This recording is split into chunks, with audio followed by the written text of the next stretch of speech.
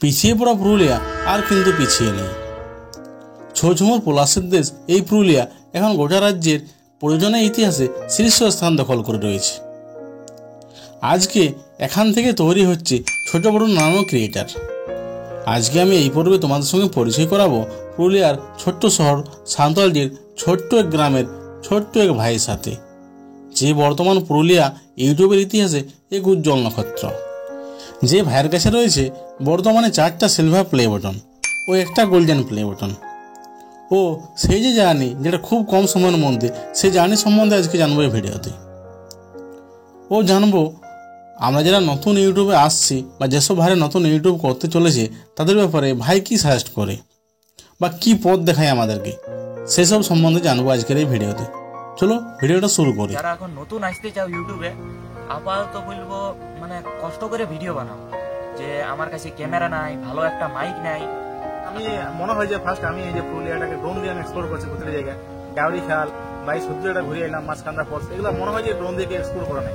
এগুলো কিন্তু আমি করছি ফার্স্ট, কিন্তু তোমাদের অবশ্যই সাপোর্ট দরকার, না হলে কিন্তু কন্টিনিউ করতে পারবে না। কারণ এই আর গ্রামের লোকে অনেক কিছু বলবে, কারণ এটা বটেই পরিস্থিতি এখন বর্তমানে।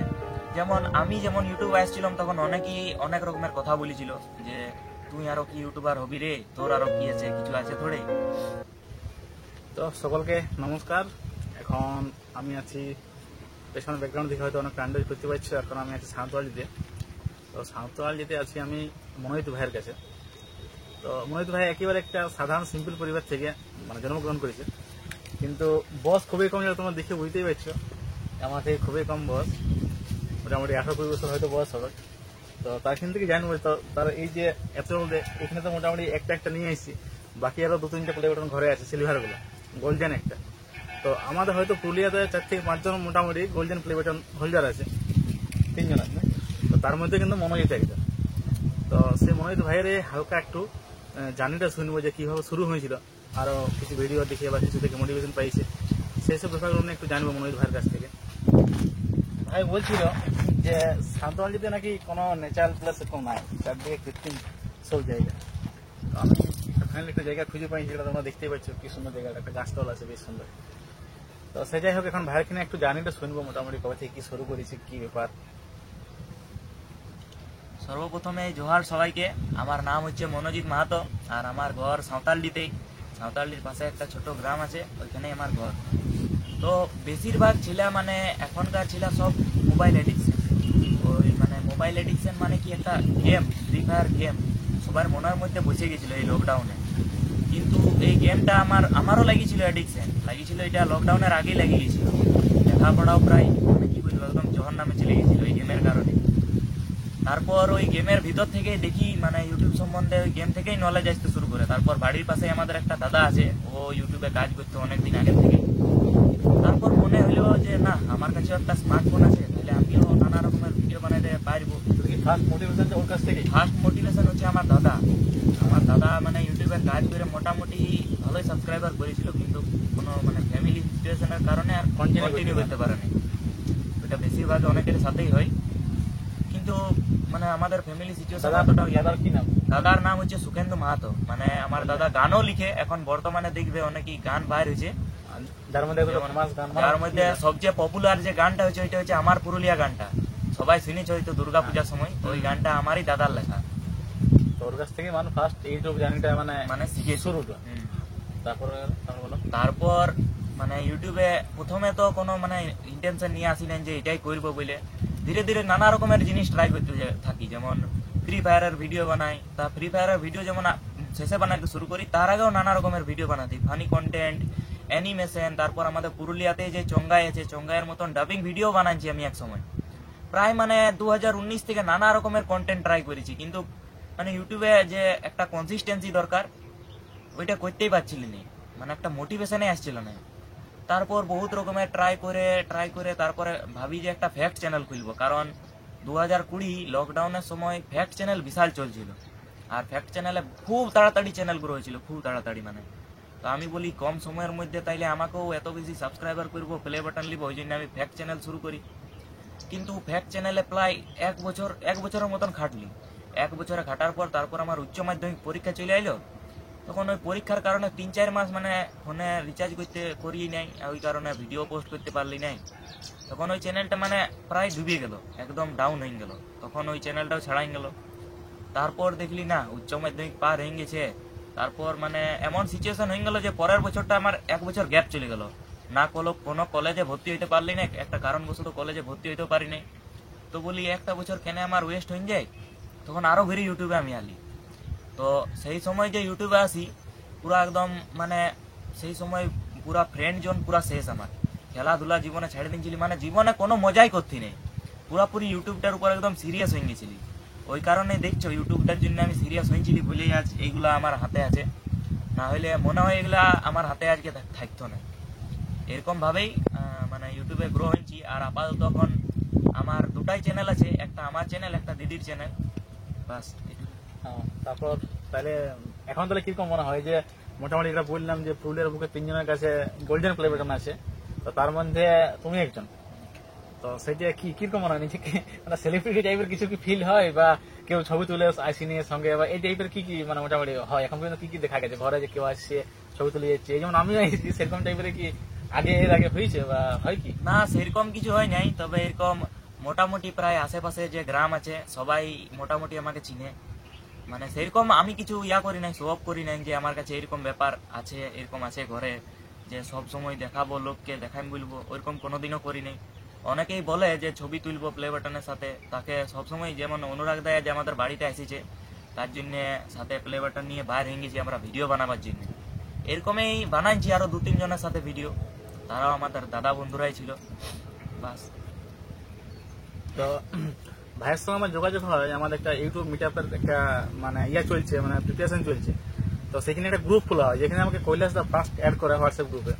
তো সেখানে আমি একটা কিছুটা মেসেজ করেছিলাম, সেখানে ফার্স্ট আমাকে ভাই করলো, বলছি দাদা তোমার নাম্বারটা আমাকে কিন্তু সেভ নাই, কি নামে সেভ করবো বলতো। এইখান থেকে শুরু হলো আমাদের ফার্স্ট মানে দুজনের সঙ্গে পরিচয়টা। তারপর তো ভাইয়ের সঙ্গে তখন 3-4 দিন 5 দিন মতো আমরা ঝেলদা সাইডে এই যে ইয়ার সঙ্গে কি নামটা জানো, খয়দার সঙ্গে 3-4 দিন কাটাইলাম। তো সেই হিসাবে অনেকটা 3-4 দিন থাকা হইলো ভাইয়ের সঙ্গে। তো সেই করে বলতে যেহেতু সঙ্গে আছি তাহলে চলো তোমাদের ঘর দিক থেকে একেবারে ঘুরেও আসি, আর সঙ্গে প্লে বাটনের সঙ্গে বলে আমাকে এটা কিন্তু ছবি তুলতেই হবে। যাই হোক এটা যারা ইউটিউব লাইনে আছে একটা বিশাল একটা ড্রিমেই বলে, স্বপ্নই বলে। তো সেই হিসাবে আমি ভাইয়ের কাছ থেকে আমার চলে আসা। ভাইকে একটা জিনিস আমি জিজ্ঞাসা করবো, মোটামুটি এখন যারা নতুন যদি কেউ ইউটিউব জানি কি করতে চাই বা করতে চাই, এই কাজ করতে চাই, তারাকে ভাই কিরকম টাইপের সার্চ করতে চাই, মানে যেহেতু বয়স অনেক কম হতে পারে কিন্তু নলেজ কিন্তু ইউটিউবে অনেকটাই হয়েছে আমি যেটুকু বুঝতে পারছি। তো সেই হিসাবে ভাই কিরকম সার্চ করবে, কেমন কি আমাকেও, আমি যেহেতু ট্রাভেল নিয়ে কাজ করছি, তো সার্চ কিরকম করতে চাইছে, মানে আমাকে হোক বা আদার্স কাউকে হোক যারা ইউটিউবে শুরু করবে, বা এখন তো শর্টস খুব চলছে। তো ভাইয়ের যে মেন চ্যানেল সেটা কিন্তু শর্টসের উপরে 1M জ্ঞান ভাই চ্যানেলের নাম। তো সেখানে কিন্তু কোনো ফেস কোনদিন দেখতে পাবে না তোমরা। 1M যে জ্ঞান চ্যানেলটা এখন ভাইয়ের মনে হয় সাবস্ক্রাইব প্লাস 2 মিলিয়ন ক্রস করে গেছে, সেখানে কিন্তু কোথাও কোনো ফেস দেখতে পাবে না, এমন ভাবে চ্যানেলটা মানে এখন ভাবে রাখিছে। কিন্তু তারপর সে লোক অনেকেই জানিয়ে গেছে যে এই চ্যানেলটা এই ভাইয়েরই বলে। তো ভাইয়ের কাছ থেকে জানবো ওই ব্যাপারটা যেটা বললাম, যে কিরকম সাজেস্ট করতে চাও যে এখন যারা নতুন খুলবে বা করছে যারা, সেরকম কিছু আইডিয়া। এখন আপাতত মানে আমাদের পুরুলিয়াতে যারা ট্রাভেল করে, মানে আমাদের পুরুলিয়াটা এক্সপ্লোর করে, তাদেরকে কিন্তু আমরা পুরুলিয়ার লোকেই সাপোর্ট করি নাই, কারণ আমরা পুরুলিয়ার লোকগুলা মানে মানে অন্য রকমের জিনিস ওগুলা তো আমাদের সংস্কৃতি, ওগুলাতে সাপোর্ট করবোই।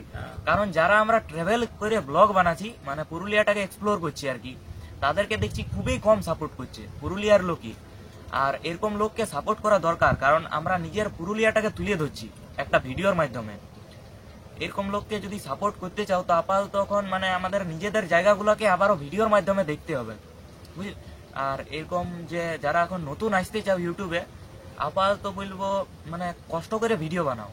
যে আমার কাছে ক্যামেরা নাই, ভালো একটা মাইক নাই, কারণ আমিও কোনো অ্যাক্সেসরিজ আমার কাছে কিছুই ছিল না, আমার কাছেও একটা ভাঙা ফোনই ছিল, ওই ভাঙা ফোন দিয়েই শুরু করি। আর এখনো আমার কাছে সেরকম কিছু নাই, একটা শুধু মাইক কিনেছি ইউটিউবের টাকায়। আর ইউটিউবের টাকায় একটা মানে যথেষ্ট করেছি, মানে ইউটিউবের টাকা অতটাও হয় নাই, শর্টসে তো ইনকাম নাই, ডেস্কটপ হয়েছে ডেস্কটপ হয়েছে একটা এডিটিং এর জন্য। কারণ হচ্ছে কি যে যেহেতু আমরা এই ইউটিউবটাকে নিয়ে আগবাড়ছি, আগে দিকে যাচ্ছি, সেই হিসাবে ইউটিউব পারপাসে কিন্তু ইনভেস্ট করাটা উচিত আমি মনে করি। কারণ যে এই যেমন একটা ভালো একটা মাইক বা ভালো একটা ডেস্কটপ সেট আপ যেখান থেকে আমি ভিডিওগুলোকে ভালো করতে পারবো, এটা কিন্তু আপগ্রেড করা উচিত। তো সেরকমই ভাই আপগ্রেড করেছে, এই যে আগে মোবাইল দিয়ে করছে, এখন সেটা একটা ডেস্কটপ থেকে জিনিসটা বানাচ্ছে, সেটা টাকরা ডেস্কটপ বানাইছে, গেমিং ডেস্কটপ, যেটা হয়তো আমার সফটওয়্যার তোমরা দেখতে পাইছো। আমি ভর্তি করেছিলাম ভিডিওটা। নতুন যারা ইউটিউবে আসতে চাও তারা মানে পরিবারকে কোনোদিনও ফোর্স করবে না, পরিবারে আর গ্রামের লোকে অনেক কিছু বলবে, কারণ এটা বটেই পরিস্থিতি এখন বর্তমানে। আমি যেমন ইউটিউবে আসছিলাম তখন অনেকেই অনেক রকমের কথা বলেছিল যে তুই আরো কি ইউটিউবার হবি রে, তোর আরো কি আছে, কিছু আছে থোড়ে, এরকমই কথা বলেছিল। কিন্তু তাও মানে পরিশ্রম বলা যাবে নাই, শর্ট চ্যানেল অতটাও খাটালি নাই, তবে আদার্স গুলাতে অনেক খাটিয়েছিলি বলে মানে এক্সপিরিয়েন্স করেছি আগে ইউটিউবটাকে পুরা, তারপরে ইউটিউব ফিল্ডে নেমেছি। এরকম ভাবে যারা নতুন আসতে চাও আর কি, পরিবারে কোনো চাপ দিও না যে আমাকে একটা ভালো ফোন কিনে দাও, একটা মাইক কিনে দাও, কারণ তোমার কাছে যেটা আছে ওইটাই যথেষ্ট ইউটিউবে আসার জন্য, শুরু করার জন্য ওইটুকু যথেষ্ট। তারপর যখন ইউটিউবে দেখবে একটা মোটামুটি ফিল্ডে নামে গেছি, এবারে ইনকাম শুরু হবে, তখন আপগ্রেড করতে পারো যথেষ্ট, যে একটা মাইক কিনে নিলাম ভালো, যাতে অডিয়েন্সদেরও একটু ভিডিওটা দেখতে ভাল লাগে আর কি। আপাতত তখন যে আমাদের ট্রাভেলার যারা আছে পুরুলিয়াতে ট্রাভেল করে ব্লগ বানাচ্ছে, তাদেরকে পারো তো একটু সাপোর্ট করো, কারণ তারা নিজের পয়সা খরচা করে, পকেট থেকে খরচা করে আর আমাদের পুরুলিয়াটাকে এক্সপ্লোর করছে, কিন্তু আমরা পুরুলিয়ার লোক সাপোর্ট করছি না, আমাদের বাইরের লোকে আমাদের ভিডিও দেখছে, পুরুলিয়ার বাইরের লোক। তাই মানে যথেষ্ট সাপোর্ট করার চেষ্টা করো আর কি, কারণ নিজের পকেট থেকে খরচা করে নিয়ে ভিডিও বানা এটা অনেক কষ্টের ব্যাপার, তারপর পরিবারেরও অনেক চাপ থাকে। তো যাই হোক, ভাইয়ের সঙ্গে মোটামুটি আজকে আমরা ইন্টারভিউ সেশনটা শেষ করছি। আর ভিডিও তোমরা দেখতে থাকো। পুরুলিয়াকে আমি যেটা ভাই বলছিল, পুরুলিয়াকে ফার্স্ট আমার বাড়ি যাওয়ার মতো সত্যি এই মুহূর্তে আমার কেন ড্রোনের দিকে অনেকটা ইনভেস্ট হয়ে গেছে। তো ফার্স্ট আমি মনে হয় যে আমি এই যে পুরুলিয়াটাকে ড্রোন দিয়ে আমি এক্সপ্লোর করছি প্রতিটা জায়গায়, ডাউরি খাল বা এই সদ্যটা ঘুরে এলাম, মাছকান্দা ফলস, এগুলো মনে হয় যে ড্রোন দিয়ে এক্সপ্লোর করে নাই, যেগুলো কিন্তু আমি করছি ফার্স্ট। কিন্তু তোমাদের অবশ্যই সাপোর্ট দরকার, না হলে কিন্তু এটা কন্টিনিউ আমি করতে পারবো না। কারণ এই যেমন আমি ফার্স্ট টার্গেট নিয়েছি যে পুরুলিয়া যে বিভিন্ন অফবিট প্লেস বা যে জায়গাগুলো, যেমন অনেক জায়গায় এখনো আমি দেখিনি। অক্ষয় ভগত আমাকে বলেছে যে তুই ভাই সময় ফাঁক করে আসবে, আমি কিন্তু তোকে অফবিট জায়গা দেখাবো, কারো কোনো হেল্প লাগবে না, আমি তোকে সঙ্গে নিয়ে গিয়ে দেখাবো। তো সেরকম আমি চাইছি যে আমার পুরুলিয়া যেটা আমার জন্মভূমি, মাতৃভূমি, সেই জায়গাটাকে আমি ফার্স্ট এক্সপ্লোর করে দেখাবো সবাইকে, তারপর আমি বাইরে যাবো, পয়সা যখন একটু হবে সে তখন আমি যাবো। তো সবাইকে ধন্যবাদ, ভাই, দেখা হচ্ছে পরের ভিডিওতে।